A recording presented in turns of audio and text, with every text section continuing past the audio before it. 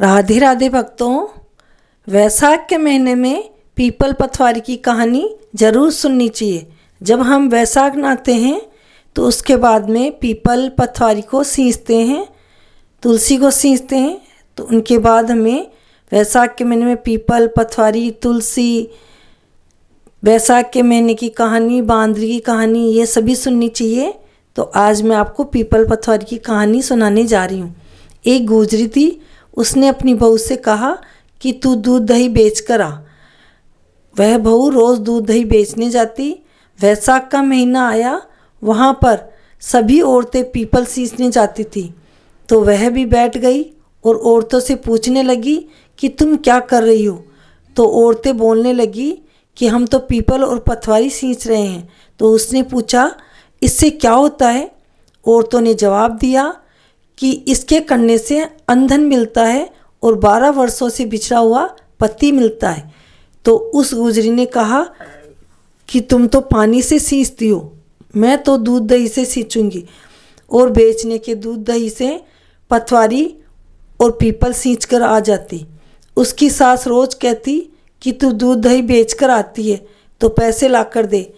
तो उससे वह कहती कि मैं महीना पूरा होने के बाद में ला कर दूंगी। और वैसाख का महीना पूरा हो गया।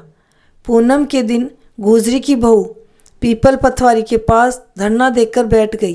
पीपल पथवारी ने पूछा कि तू यहाँ क्यों बैठी है।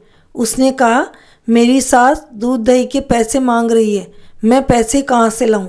पीपल पथवारी ने कहा मेरे पास पैसे कहाँ हैं, ये भाटे डंडे पान पत्ते लेके चली जा और अपनी कोठरी में रख देना।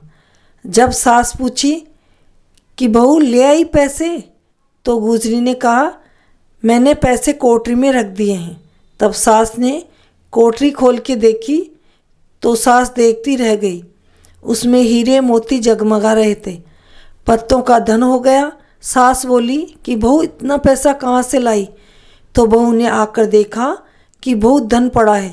तब गुजरी की बहू ने कहा सासू जी, मैंने तो 1 महीना दूध दही से पीपल पथवारी सींचा था और मैंने उससे धन मांगा था तो उसने मुझे भाटे डंडे पत्ते दिए थे, मैंने कोठरी में रख दिए थे और वह हीरे मोती हो गए। तब सास ने कहा कि अब की बार मैं भी पीपल पथवारी सींचूंगी। सासू दूध दही तो बेच कर आ जाती और हांडी धोकर पीपल पथवारी में पानी चढ़ा के आ जाती और बहू से कहती तू मेरे से पैसे मांग। तो बहू कहती कि सासू जी, कभी बहू भी सास से हिसाब मांगती है, मैं आपसे कैसे हिसाब मांगूं। सासू कहती नहीं, मेरे से पैसे मांग। सासू जी महीने के आखिरी में पीपल पथवारी पर जाकर धरना देकर बैठ गई। तो डंडे पत्ते पान भाटे उसे भी दे दिए और कहा ले जाकर कोठरी में रख देना। फिर सास ने लाकर कोठरी में रख दिया और बहू से कहा कोठरी खोल कर देख। बहू ने कोठरी खोल के देखा तो उसमें कीड़े मकोड़े कचरे पड़े हुए थे। बहू ने सास से कहा यह क्या लाए हो। तो सास देखकर बोली कि पीपल पथवारी ने तेरे को तो अंधन दिया है और मुझे कीड़े मकोड़े दिया है, पीपल पथवारी दोगली है। तब पीपल पथवारी बोली कि बहू तो निस्वार्थ सींचती थी और तू सासू जी धन की भूखी सींचती थी, इसलिए तेरे साथ ये हुआ है। इसलिए हे पीपल भगवान, हे पथवारी माता, जैसे बहू पर प्रसन्न हुए वैसे सब पर होना और जैसे सास को दिया वैसा किसी को मत देना।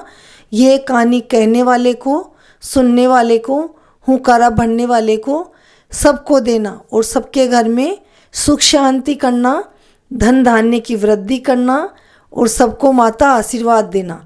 बोलो पीपल पथवारी की जय।